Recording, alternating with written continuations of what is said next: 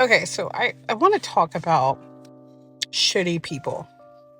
If there is a person who is shitty, who is condescending, who's demeaning, who's just an overall not a very good person to a lot of people, they might be nice to a selective group of people, I guess, depending on their status, depending on if it's their own children, depending on all kinds of stuff, right? But, but for the most part, they're just a generally unkind person, right?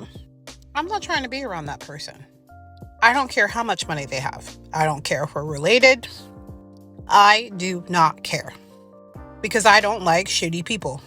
And I've seen this before where someone's generally an asshole to a lot of people, right? And there are people who are like, well, that's just how they are. They're just kind of an asshole to everybody. Thank you for stating the obvious. That makes it even more imperative for me to just not be around that person. Like if I got bitten by a snake, right? That's not a very good snake. And I'm like, you know what? I don't want to be around that snake. And someone's like, well, that's just their nature. That's just how they are. That particular type of snake likes to bite.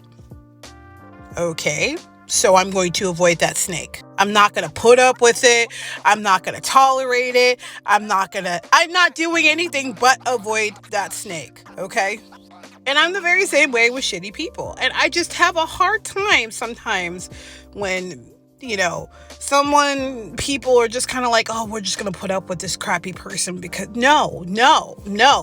Life is too short to be putting up with mean people, rude people if you don't have to. If you don't have to be around a mean person or a rude, condescending person, then don't. You have no obligations. No obligations to this person, period. To these people, period. Okay? Life is too short. Surround yourself with people who are kind and generous and love you and treat you nicely. You do not have to put up with a snake or a shitty person. You don't have to. You don't have to. Okay?